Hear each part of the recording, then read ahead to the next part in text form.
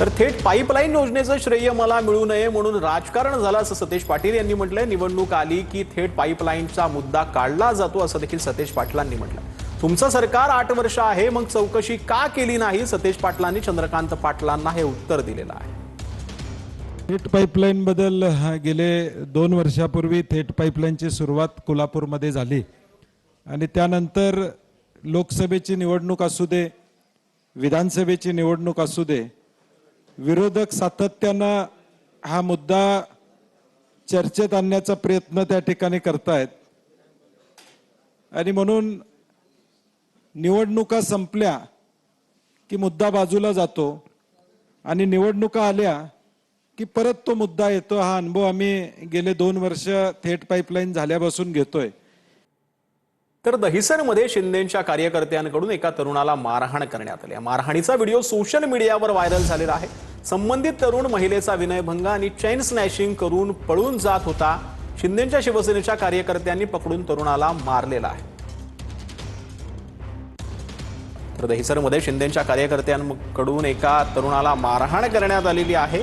हा तरुण जो आहे तो चेन स्नॅचिंग करून जात असल्याची माहिती जी आहे ती समोर आलेली होती आणि त्यानंतर या तरुणाला पकडून जे आहे ते मारहाण केल्याचा व्हिडिओ सध्या सोशल मीडियावर व्हायरल होतो।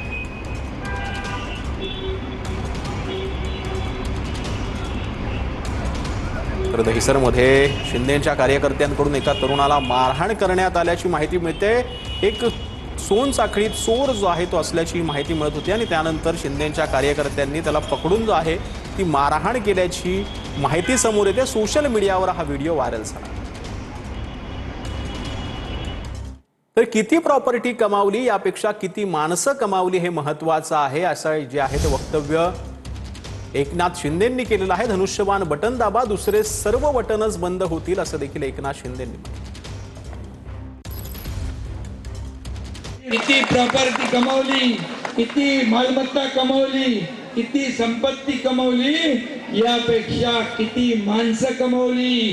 जेवढे मतदार आहेत त्या उनको सबको बोलेंगे ना, तीर कमान धनुष्यबाण, दुसरं काय बघायचं नाही। धनुष्यबाण एवढं बटन दाबा की दुसरे सगळे बटनच बंद होऊन जातात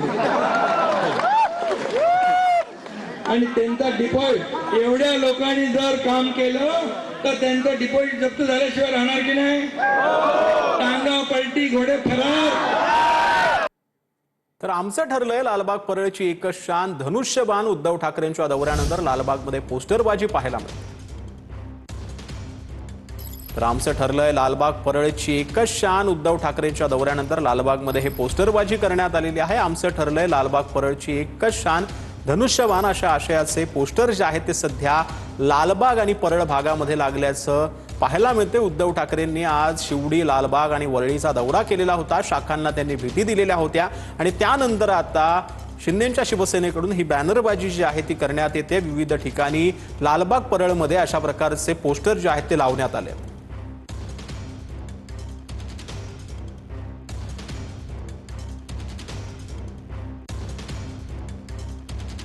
तर जनतेचा हवा सामान्य माणूस राजपुत्र नाही। आदित्य ठाकरेंवरती देखील शिंदेंच्या शिवसेनेकडून निशाणा जो आहे तो साधण्यात आलाय। कायम धनुष्यबाणासोबतच परळ आणि लालबागमध्ये हे पोस्टर लावण्यात आलेले आहेत। आमचं ठरलंय लालबाग परळची एकच शान धनुष्यबाण असं देखील यावेळेला पोस्टर लावलेले आहे।